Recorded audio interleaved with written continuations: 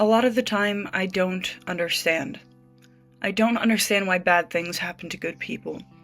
I don't understand why I do all of the things that a stereotypically good person does, most of the time even going the extra mile, only to still get screwed over. And upon thorough reflection, there is no answer.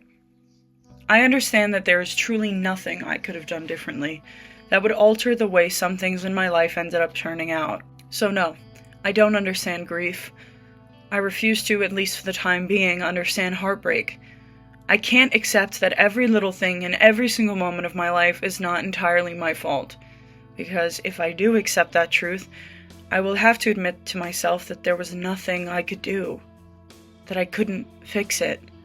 To admit it wasn't my fault is to release any sort of responsibility, for it is much easier to lament and blame myself for outcomes that honestly had little to do with me, because if I don't, I'd have to finally admit that doing everything right, by the book, the proper way, the way we are told to since birth, does not guarantee you anything.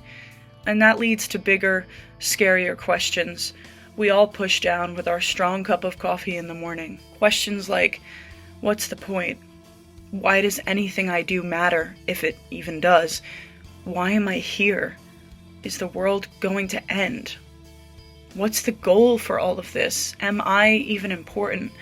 What's the point of being good? What's the point of going on at all? I've realized that being good has been drilled into our brains as a sort of transactional thing. If I am presented with situation A, add B, I will get C. This is not the case. You can be the most beautiful person, the most loving partner in the world, and still get cheated on. You can be the most cautious driver, always attentive, and still get into a fatal accident. You can love someone with every single fiber of your being the absolute best version of yourself for them, and they can still leave you.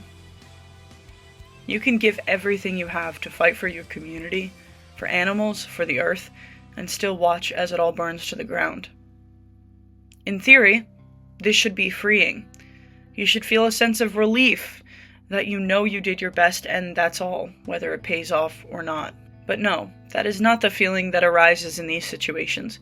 For me, at least. I feel this unmistakable dread in its stead. This undoubtable truth that I cannot fix it. I can't fix people that I love's marriages. I can't stop my friend's parents from being abusive. I can't stop my brother from hating himself. I can't stop government corruption. I can't save the world. I can't make enough money to help everyone in poverty. I can't stop the world from fighting. I can't. But I can love. I can inspire. I can wake up every day and give it everything I've got. By loving myself. By eating foods that fuel me to stand up tall. By getting enough sleep to laugh all the next day.